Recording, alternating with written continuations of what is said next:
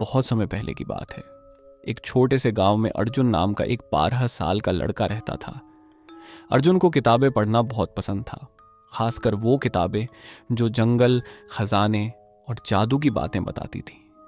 उसके दादाजी अक्सर कहते थे, हमारे गांव के पीछे जो पुराना जंगल है वो कोई साधारण जंगल नहीं है।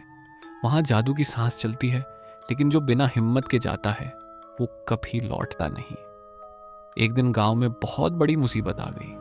गांव की नदी अचानक सूखने लगी। खेत सूख रहे थे, जानवर प्यास से तड़प रहे थे। गांव वाले परेशान हो गए। दादाजी ने बताया, ये जादुई जंगल का नीला क्रिस्टल सूख रहा है। वो क्रिस्टल नदी का पानी बनाता है। अगर वो पूरी तरह सूख गया तो गांव हमेशा के लिए सूख जाएगा। अर्जुन ने सोचा, मुझे जाना होगा, मैं जाऊंगा और क्रिस्टल को बचाऊंगा। माँ पापा ने मना किया, लेकिन अर्जुन ने रात में चुपके से एक छोटा सा थैला उठाया। उसमें रोटी, पानी की बोतल, दादाजी की पुरानी टॉर्च और एक छोटा सा चाकू था। वो घर से निकल पड़ा।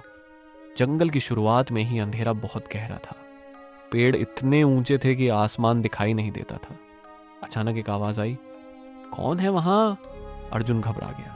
सामने से एक चमकदार नीली आंखों वाला लोमड़ी निकला, लेकिन ये कोई साधारण लोमड़ी नहीं थी। उसकी पूंछ में सितारे चमक रहे थे। मैं चंद्रमा लोमड़ी हूं, उसने कहा। तू यहां क्यों आया, इंसान का बच्चा? अर्जुन ने सारी बात बताई। लोमड़ी हंसी। बहुत हिम्मत है तुझमें, लेकिन जादू जंगल में 3 परीक्षाएं हैं। पहली परीक्षा, सच्चाई का पेड़। चल, मैं तेरे साथ चलता हूं। दोनों चल पड़े। रास्ते में पेड़ों से फूलों की बारिश हो रही थी, लेकिन वो फूल जहरीले थे। लोमड़ी ने बताया, इन्हें मत छूना, ये सपने दिखाते हैं और सोते हुए मार देते हैं। काफी दूर चलने के बाद वो एक विशाल पेड़ के पास पहुंचे। पेड़ की छाल पर चेहरा बना था। पेड़ बोला, मैं सच्चाई का पेड़ हूं। जो झूठ बोलेगा वो पत्थर बन जाएगा। बता, तू यहां क्यों आया? अर्जुन ने डरते डरते कहा, मैं अपने गांव को बचाने आया हूं। पेड़ ने पूछा, क्या तू कभी डर गया था? अर्जुन ने ईमानदारी से कहा, हाँ, बहुत डर लगा था, लेकिन फिर भी आया क्योंकि गांव वाले मेरे लिए सब कुछ हैं। पेड़ खुश हुआ। उसकी एक डाल हिली और एक चमकदार फल गिरा। ये फल खा ले, ये तुझे आगे की राह दिखाएगा। अर्जुन ने फल खाया और अचानक उसके मन में एक नक्शा उभर आया। नीला क्रिस्टल कहाँ है? अगली परीक्षा, भ्रम का झील। झील का पानी इतना साफ था कि नीचे का तल दिख रहा था, लेकिन पानी में हजारों प्रतिबिंब थे।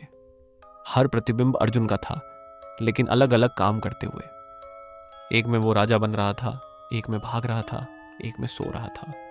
झील बोली, सही रास्ता चुन, गलत चुना तो हमेशा भटक जाएगा। चंद्रमा लोमड़ी बोली, ध्यान से देख, जो प्रतिबिंब तेरे दिल की बात कर रहा है वही सही है। अर्जुन ने आंखें बंद की। सोचा, मैं गांव के लिए आया हूं, खुद के लिए नहीं।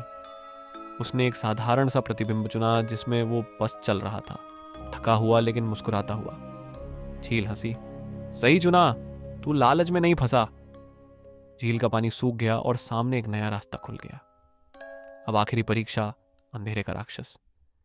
रास्ता एक गहरी गुफा में जा रहा था। अंदर अंधेरा इतना था कि टॉर्च भी काम नहीं कर रही थी। अचानक एक विशाल काला साया उठा, आंखें लाल, दांत तेज। मैं अंधेरा हूं, जो डरता है वो मेरा हो जाता है। अर्जुन बहुत डर गया। उसके पैर कांपने लगे, लेकिन उसने याद किया दादाजी की बात, डर सबको लगता है, लेकिन जो डर के साथ दोस्ती कर ले वो जीत जाता है। अर्जुन ने राक्षस से कहा, तू अंधेरा है, लेकिन अंधेरे में भी तारे चमकते हैं, तू अकेला क्यों है? राक्षस चौंका। कोई कभी उससे ऐसा नहीं बोला था। अर्जुन ने कहा, मैं तुझसे डरता हूं, लेकिन फिर भी बात कर रहा हूं। क्या तू मुझे क्रिस्टल तक पहुंचने देगा? राक्षस धीरे धीरे छोटा होने लगा। उसकी आंखें नरम हो गई। तूने मुझे पहचाना। कोई डर के साथ दोस्ती नहीं करता। जा, क्रिस्टल तेरे सामने है। गुफा के अंत में एक नीला क्रिस्टल चमक रहा था, लेकिन वो धीरे धीरे काला पड़ रहा था। अर्जुन ने क्रिस्टल को छुआ। क्रिस्टल बोला, मुझे बचाने के लिए तुझे अपना सबसे कीमती सामान देना होगा। अर्जुन के पास सिर्फ दादाजी की पुरानी घड़ी थी, जो दादाजी ने उसे दी थी। वो बहुत कीमती थी। अर्जुन ने बिना सोचे घड़ी क्रिस्टल पर रख दी। अचानक क्रिस्टल चमक उठा, नीला प्रकाश चारों तरफ फैल गया, पानी फिर से बहने लगा, जंगल हरा भरा हो गया, फूल खिल गए, पक्षी गाने लगे। चंद्रमा लोमड़ी बोली, तूने जीत लिया अर्जुन, तूने सच्चाई, हिम्मत और त्याग दिखाया। अर्जुन घर लौटा। गांव में नदी फिर बह रही थी, सब खुश थे। दादाजी ने पूछा, बेटा घड़ी कहाँ है? अर्जुन ने मुस्कुराकर कहा, दादाजी घड़ी ने गांव को बचा लिया, अब वो जंगल में चमक रही है ताकि कोई और बच्चा रास्ता ना भटके। और उस दिन से गांव वाले कहते हैं, जादुई जंगल में एक नया तारा चमकता है जो हिम्मत और प्यार से बना है।